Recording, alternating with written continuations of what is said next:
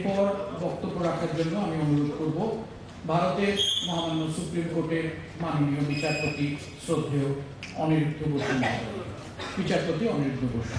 World wide বাংলার মাননীয় সভাপতি পিতৃপ্রতিম মাননীয় চিত্ততোষ মুখার্জি, যিনি কলকাতা ও বোম্বে এই দুই হাইকোর্টের প্রধান বিচারপতির পদ অলঙ্কৃত করেছেন, মাননীয় ওবায়দুল হাসান সাহেব, প্রতিবেশী রাষ্ট্র বাংলাদেশের প্রধান বিচারপতি, এবং মঞ্চে উপবিষ্ট ও সভায় উপস্থিত বিদ্বজনেরা, আজকে সভায় আমাকে আমন্ত্রণ জানানোয় সংগঠনের উদ্যোক্তাদের কৃতজ্ঞতা জানাচ্ছি। বাংলা ওয়ার্ল্ড ওয়াইডের যদি তর্জমা করা হয়, সেটা বন্ধুবর স্নেহাশিস শুরুতেই করেছে, যে হয়তো নামকরণ হতে পারে বিশ্বব্যাপী বাঙালি কি বিশ্বব্যাপী বাংলা। তার মাধ্যমে বিশ্বের বিভিন্ন প্রান্তে ছড়িয়ে থাকা বাঙালিদের মধ্যে যে সমন্বয়ের প্রয়াস, আজকে তা যুগোপযোগী। আমরা বাঙালিরা কোনো কারণে বড় দুঃখবিলাসী ও অতীতচারী, আর এই ধরনের সভায় প্রায়শই আমরা অতীতের গুণকীর্তন করে থাকি, কিন্তু একটু গভীরে গেলে আমার নিজস্ব উপলব্ধি হলো বাঙালি জাতি হিসেবে আজ অনেক প্রতিষ্ঠিত, অনেক বেশি। যেখানে হয়তো ঘাটতি দেখা যাচ্ছে আমাদের মহাপুরুষের আকাল, কিন্তু সেটা তো সারা বিশ্বেই 1940 তারপর আর কোনো মহাপুরুষ সেভাবে বিশ্ববরেণ্য ব্যক্তি জন্মগ্রহণ করেননি। কিন্তু যে 30 কোটি বাঙালি আজ পৃথিবীর বিভিন্ন প্রান্তে ছড়িয়ে আছে, আজ তাদের বাহ্যিক অবস্থা গত শতাব্দীর থেকে অনেক উন্নত। যদি উন্নয়নের নিরিখ হয় হাসিম শেখ আর রামাকৈবর্ত, তাদের জীবনযাত্রার মান কি? এই নিরিখে আমরা হয়তো বিশ্বের অন্যতম অগ্রগামী জাতি। আজকে যুক্তরাজ্যের আইনসভায় 3 বাঙালি মহিলা তাঁদের নির্বাচনী কেন্দ্রের প্রতিনিধিত্ব করছেন। আজ প্রভূত বাঙালি পশ্চিম ইউরোপ, উত্তর আমেরিকা ও মধ্যপ্রাচ্যের বিভিন্ন সরকারি বেসরকারি প্রতিষ্ঠানে উচ্চপদে আসীন। কিন্তু এই যদি পরিস্থিতি হয়, তাহলে এই আজকের আলোচনা সভার প্রয়োজনটা কোথায়?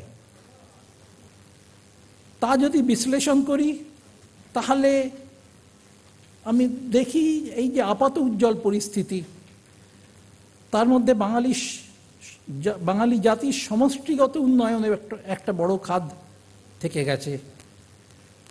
বাঙালি জাতির নোঙর, যাই 30 কোটি বাঙালির আত্মপরিচয়, তা হলো বাংলা ভাষা।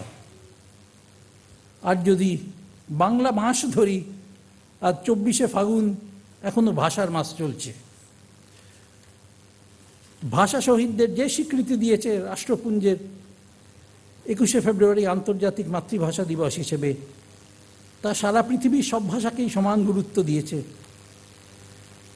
পালি, মাগধী প্রকৃত হয়ে চণ্ডীদাস, ঈশ্বরচন্দ্র বিদ্যাসাগর, মীর মোশাররফ হোসেন, কাজী নজরুল ইসলাম, বিশ্বকবি রবীন্দ্রনাথ, জসিমউদ্দিন থেকে আধুনিককালে জীবনানন্দ দাশ, বিষ্ণু দে, শামসুর রহমান, আখতারুজ্জামান ইলিয়াস, সুনীল গাঙ্গুলি এই ভাষাকে নানাভাবে সমৃদ্ধ করেছেন।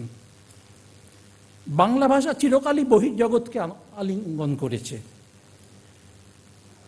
একদিকে সংস্কৃত থেকে পালি, মাগধী প্রাকৃত হয়ে যে ভাষাকে আমরা আপামর জনসাধারণের কাছে গ্রহণযোগ্য করে তুলেছি, সেখানেও সেই বহির্বিশ্বকে আলিঙ্গনের দৃষ্টান্ত।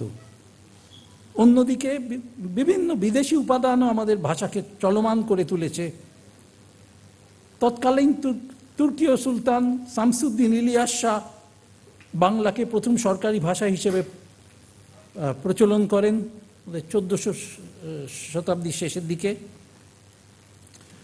প্রথম বাংলা উপন্যাসে লেখেন হ্যানা ক্যাথরিন মুলেন্স 1852 সালে, ফুলমণি ও করুণার বিবরণ।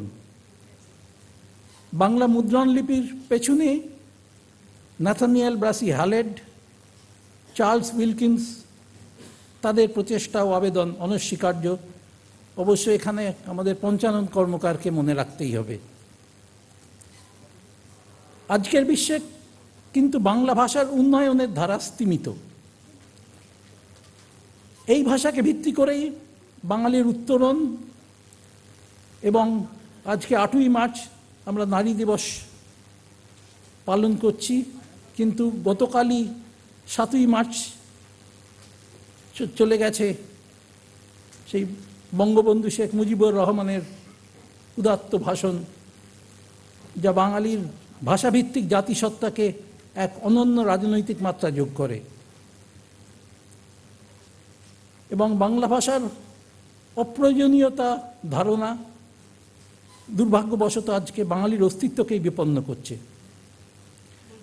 যুক্তি আসতে পারে ইংরাজি, স্প্যানিশ, ফরাসি বা পর্তুগিজ ভাষাও বহু দেশের ভাষা, এবং সেই সব দেশে এই বিপন্নতা কেন পরিলক্ষিত হয় না। কিন্তু ইউরোপের মূল ভূখণ্ডের বাইরে ঔপনিবেশিক শক্তি স্থানীয় ভাষাকে অবদমন করে নিজেদের ভাষাকে প্রতিষ্ঠা করে, কিন্তু বাংলার শক্তি ছিল অনেক বেশি। তা ঔপনিবেশিক শক্তিকেই বাধ্য করেছে এই ভাষার সঙ্গে সমঝোতা করতে।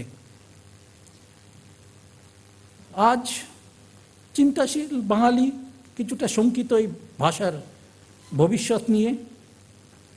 সেই পরিপ্রেক্ষিতেই বাংলা ওয়ার্ল্ড ওয়াইডের এই প্রয়াস যুগোপযোগী ও ধন্যবাদার্হ। এই ভূমণ্ডলের যেখানেই বাঙালি আছে, বিশ্বব্যাপী বাঙালি সেখানেই পৌঁছে যাক বাংলা ভাষা ও সংস্কৃতির রত্নভাণ্ডার নিয়ে। দুটো জিনিস আমার মনে হয় করা দরকার। একটি হলো, যেখানে বাঙালির সংখ্যা তুলনামূলকভাবে বেশি, সেখানে লোকাল ভাষা কেন্দ্র যদি তৈরি হয়, বিভিন্ন চ্যাপ্টার যদি তৈরি হয় বাংলা ওয়ার্ল্ড ওয়াইডের, সেটা একটা ভাবা যেতে পারে। আমাদের অনুবাদ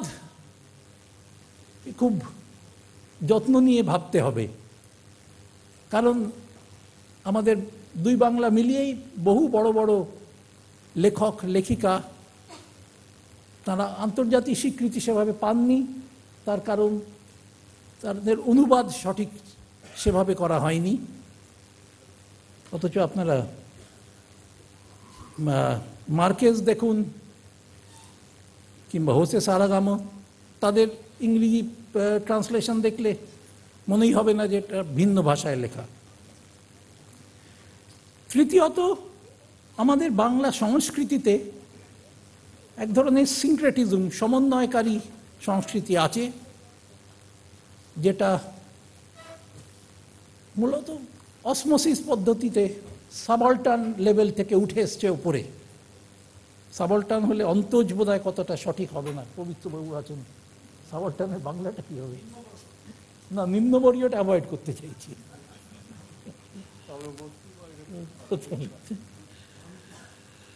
তো সেই সমন্বয়কারী যে সংস্কৃতি, তা আজকে বিক্ষিপ্ত পৃথিবীর কাছে সামনে একটা নতুন পাথেয় যোগাবে।